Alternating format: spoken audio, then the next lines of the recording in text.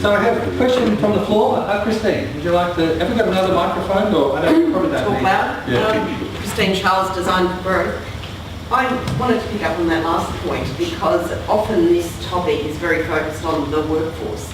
So how do we kind of fix all those people we're responsible for? It's not always applied to senior management and executives, so that's a much more uncomfortable space often. So it's very easy to talk about the other. So I wonder if you could talk about that question, which is not just about leadership in an organisational sense, but the personal side of it. Yeah, absolutely. And I think you touched on something really important too about senior executive level, the level that you're at in this room, because you're under probably the most amount of pressure because you have pressure from the top to perform and you're responsible to a board or whoever holds the purse strings, and you're responsible to your workforce below. So you've got to lead them and look after their well-being, and what about your well-being? And I think that's why breakfasts like this are really important, where you can connect with people on a similar level and you need to support each other. And how do we get boards above us to support the executive management? Because I think that stress is really great, and that filters down. If you're an unhappy leader, then your unhappy manager to your workforce will pick up on that, your family pick up on that, and no amount of money, I think, makes that better. Thanks. Okay. Something from the floor. I'll take. I'm sorry, I don't. I wish I could address this question to you. In looking at the workplace, and we talk about mental health issues in the workplace and employers embracing them, things along that line, where I see most often is media. And for us, media, what media says to a lot of people goes. So how are we going to change people's mindsets in accepting mental health conditions when constantly, I suppose, law enforcement and media are not embracing the fact that there are a lot of people out there with mental health issues, whether they be created by a drug environment or a work environment or whatever? How do we change that when we're constantly bombarded with the negative from media? I think that's a really good question, and I think the resources sector gets fair bashing from the media. They like a good negative story about the resources sector, and so I think that that's why we need to be leaders. And we, at Money Home Matters, we have programs on suicide prevention. We've had to change the name because I had a company say to me, if we have you in to talk about suicide prevention, we know it's important, but that's like admitting that we have a problem. And it's changing that culture, and it's saying, as an industry, we want to be leaders. We want to say, we want to fight against the negative media and stand together and say that mental health is important, and we're going to be proactive because we know that our suicide rate in the industry is no higher. It's high in the general population. So we need to be leaders and say we're going to take the bull by the horns and we're going to provide mental health for our workers. We're going to make it a priority. And then I think that unfortunately it's going to be a slow change, but I feel that that will help make a change if, as an industry, we lead by example. Because we have come a long way, like I said when I was talking, but there is still a stigma. I feel very lucky. I've not suffered from mental illness, and I say, sorry Jane, but I say I've never had marriage counselling, but for the last 7 years we've worked with psychologists, and I've read information monthly on how to have a happy life and a happy home. So I'm lucky that I get that, because we all need it. We've all had times where we're down or we're struggling or we argue, but it's about accepting that it's not a dirty word and really leading by example. Thanks, Alicia.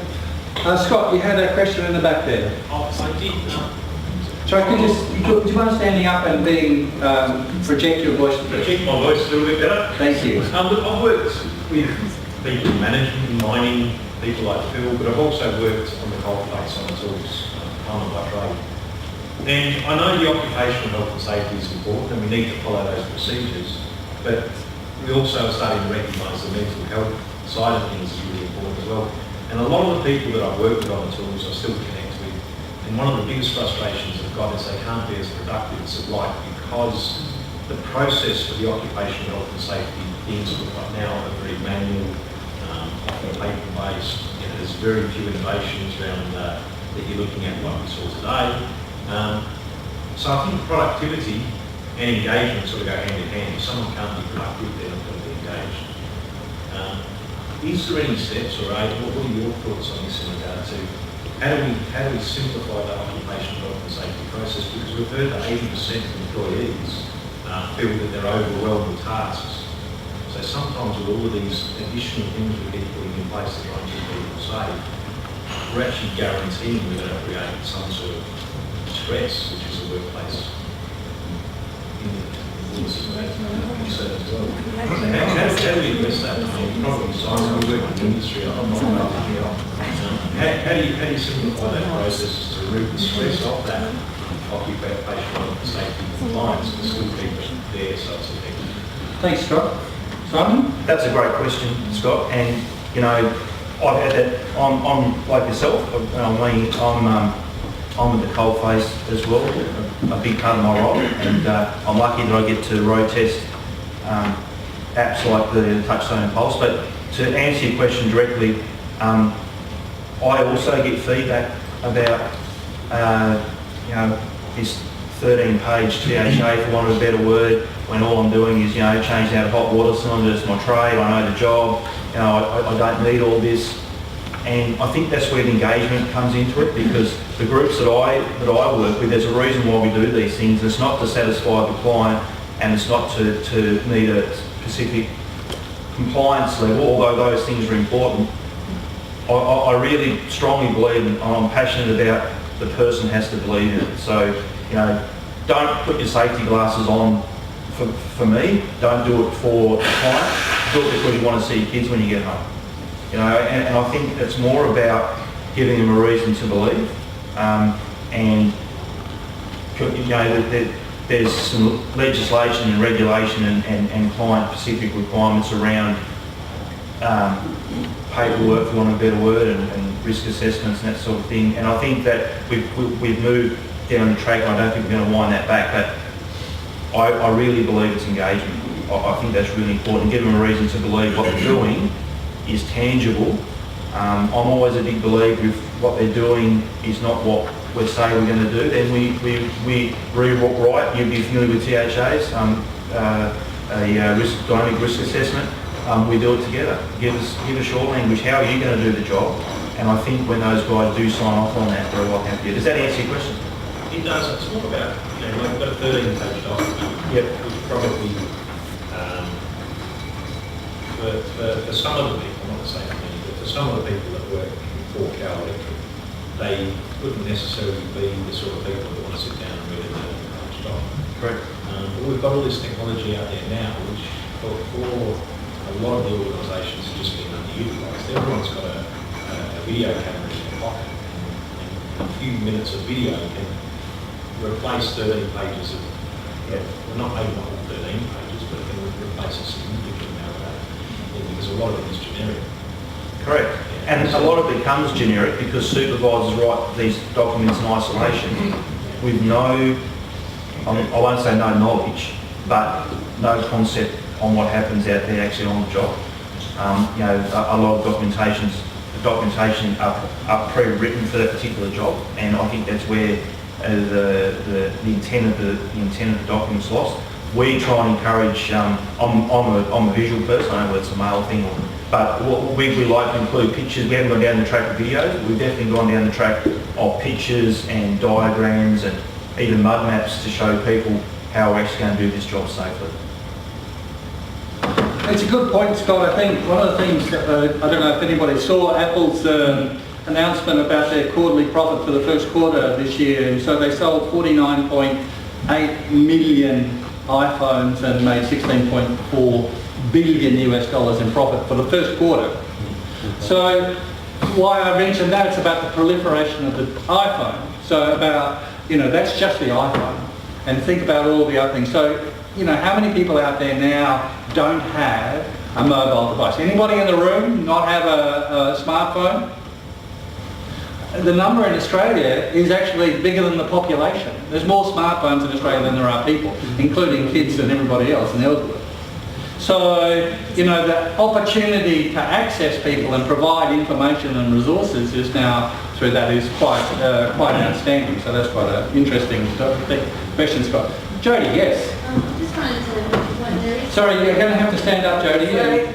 There is cloud-based software available where you can upload all your THAs and your work instructions and all the rest of it, and it becomes then just a tick or with the comments if you need it. But the main thing with those is it telling you what you put into it and how you maintain it. But there's definitely technologies in development and out being used. The problem with some work sites is that those tools might not be able to be used. So, for example, in an underground environment, you might not be able to use a cloud-based device to actually be downloading those things and checking them off. But there are tools being developed and being used already that can simplify that process and take away 13 pages of writing and make it a little bit more accessible for people who aren't used to that system-based kind of tool. Even if it's not thousands, it's $45 for a tablet. Sorry, we can't hear you back there, so... Even if it's not cloud-based, it's $45 for a tablet now. You can download the information there. Thanks. Yeah. Joe Ranford. Hello, I'd just like to first start off by saying that I'm not the only case study you'll easily face. The next thing I'd like to say in this resource base is there is 1 billion smartphones being produced a year. There's over $2 worth of gold in every smartphone. We need more gold mines, and I'm trying to get one going. Birmingham gold mine. Yeah, no good. But I'll just bring my question back to topic. Simon, you started off by saying you can't manage what you can't measure, and then you went through and that graphic of the pie chart, like you say, fantastic for blokes. We look at that. As a manager, very sensitive about what my people are doing and how they feel, but I'm directly drawn to the bad. I see 9%, I see red. Over the time of using Pulse, have you seen that you're measuring these things and you are getting an improvement in the workforce and that 9% is going over the line with your efforts? That's a great question. I'd have to say that was our first report, so that's our first evolution of Pulse. We're about to come up to our second one. So what I intend to present to the board is some ideas around how we can engage that 9%. The report goes into a bit more detail, breaks it down into divisions. So we'll see whether that 9% is part of our projects, part of our support team, part of our mining services team, and actually also you can drill down into departments. So we can look at plumbers and electricians. And so to answer your question, we haven't got the data to actually be able to tell if that 9%'s decreased. That's our first round. If you want to do it. Thanks, Joe. Greg Hall. Yeah, thanks. Greg from Rex Minerals. Just a question in regard to, I was going to use the word Neanderthals, but we're not quite Neanderthals as we used to be. But you must come across in our workforces men from around mid-30s, late 40s, who have come up under the Toughen Up Princess rules, and you have to somehow make a breakthrough, or at least get them thinking about that bad day, the same as those 2 bad days last week and 2 bad days before that, and is something that is impacting you. How do you do that to break it from just like part of the job to this can make a change? Or you have to think about it. Is there some magic trick you use? Is there some examples? What have you got? Just your opinion. That's a really good question. It's hard, and I think it's different for everyone. I know personally when I go and talk to companies, I can use the example of this year I went to a power station, and there was exactly that demographic that you talked about, Greg, and the operations manager had told me of 2 people in particular who did not want to come, had tried to get out of the sessions, so coming and speaking to me. I was talking in small groups, but he'd said they had to go. They came in, and as I'm talking, people start coming up with things, and I started talking about feeling disconnected with your teenagers. And this one man said, he'd not said anything, and he was the one that didn't want to come. And he said, yeah, that happens with me. And I said, all right, so, you know, it's really important, communication, how do you engage? And he said, I said, have you heard of Snapchat? And, oh yeah, my daughter's trying to get me on that, it's rubbish. I said, well, I agree with you there, but have you used it? And so we did a little session on Snapchat, and he's now Snapchatting his daughter and engaging with his daughter, and he reported to his manager the difference that made. So I think, unfortunately, there's no easy answer, but it's about creating a culture where we start to talk about this regularly. Whether you start introducing it at toolbox meetings, use the media. There's so many days now. Are you okay day? There's, you know, in the media we're reminded on the radio every morning on the way to work about a different day, suicide prevention day, mental health days. Use those as an opportunity just to drop it into conversation.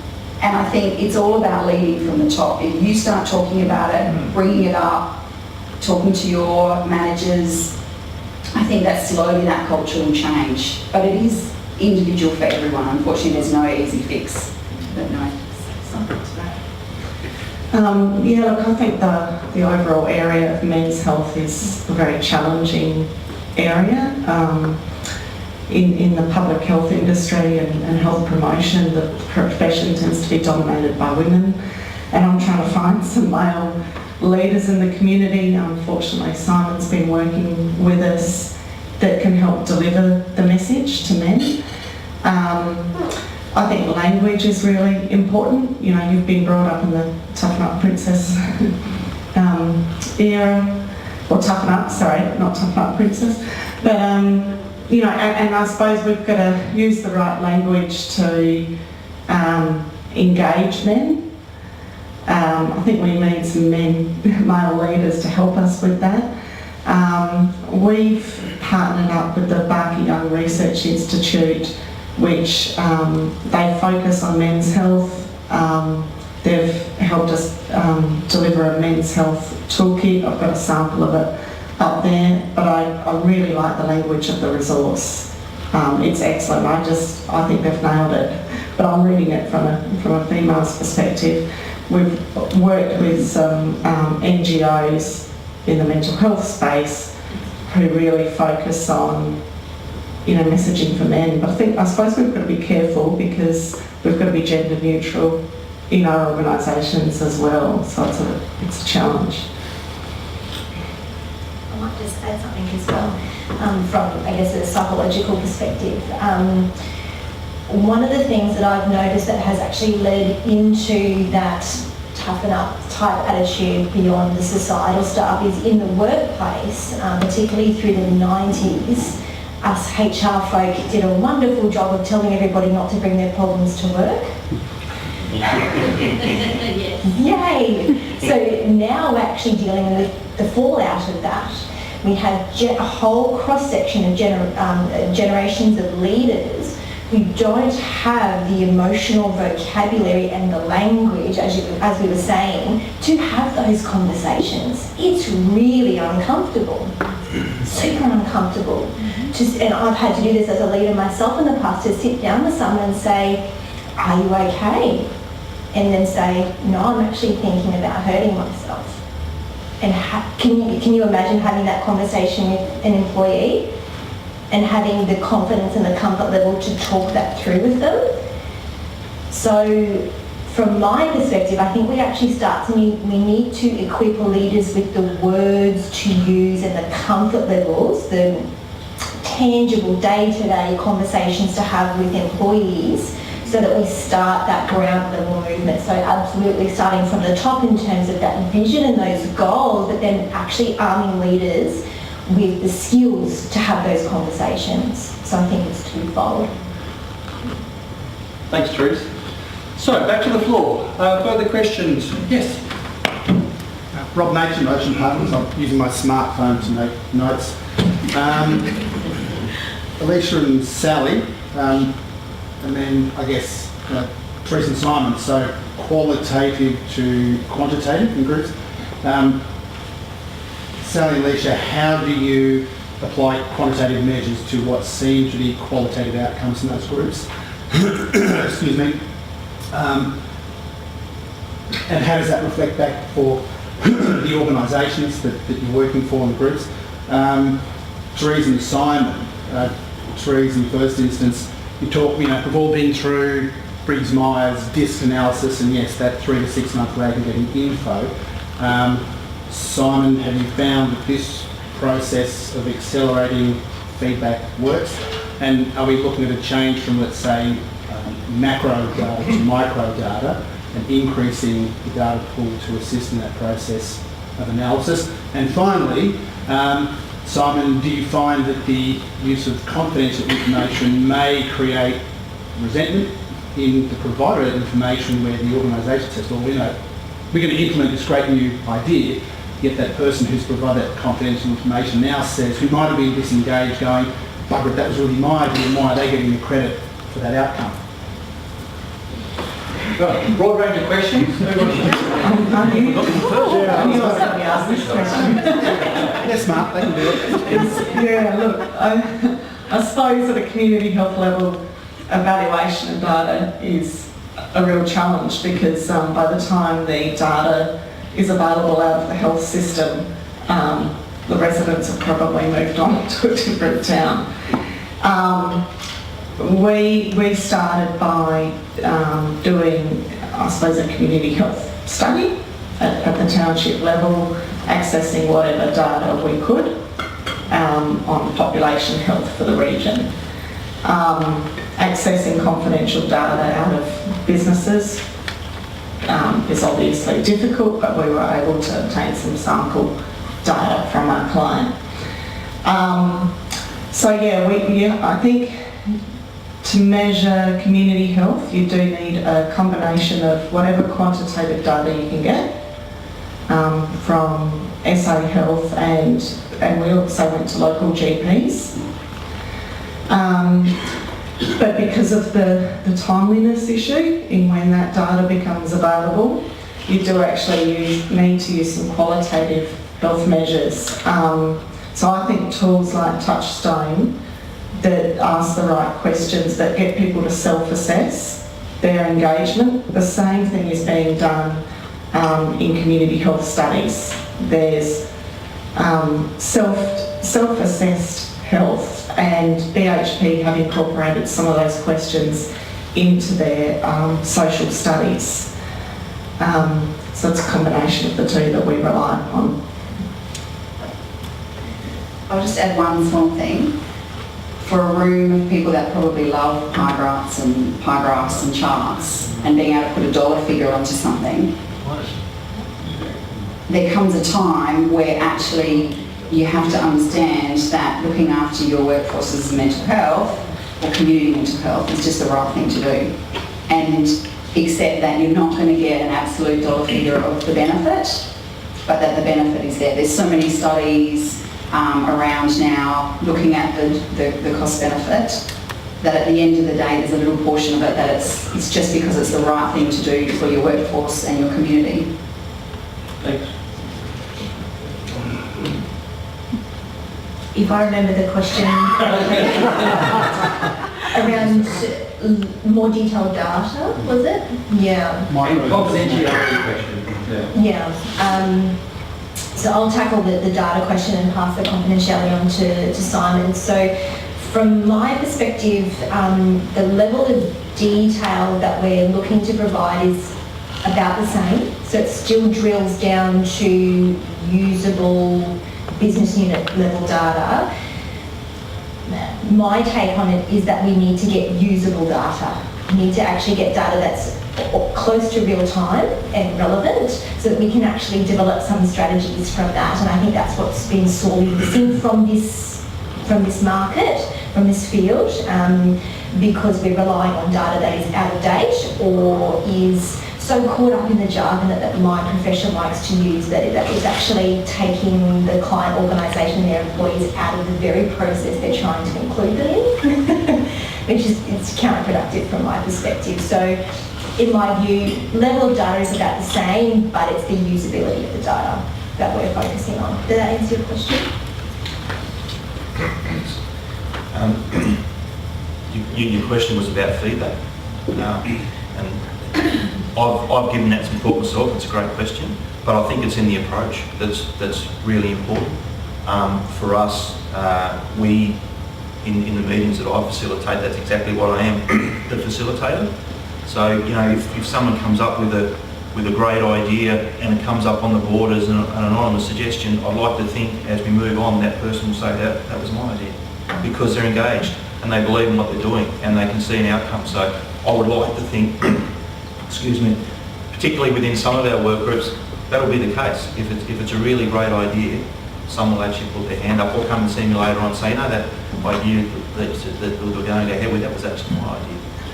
You know, you do run the risk of taking that away, but we're really motivated about celebrating success. So if we get some direction through some feedback that improves the impacts on our business, we'll celebrate that. If the person's good enough to put their hand up, we'll definitely celebrate that. Does that answer your question? Thank you. Well, I'd like everybody to show their appreciation to the panel.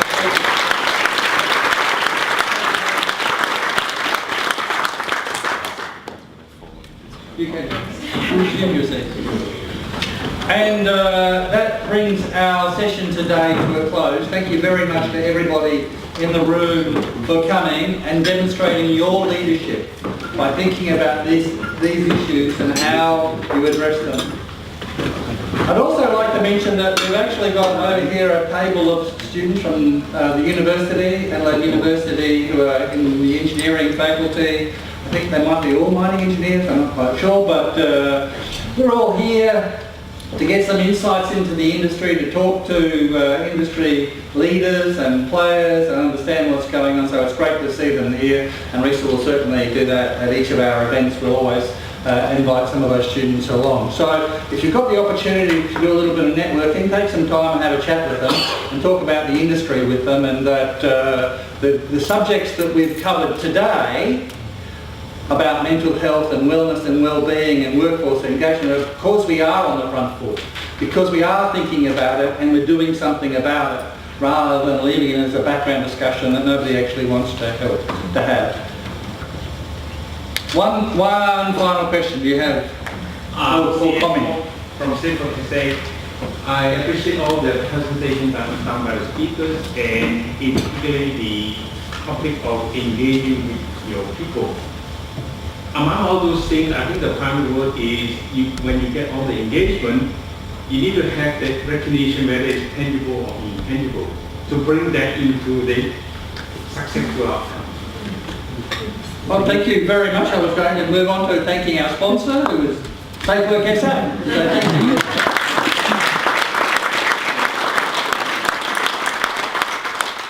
There will be some coffee and tea available, and I'd welcome you to network and exchange. But thank you very much for coming this morning, and have a great day. Thank you.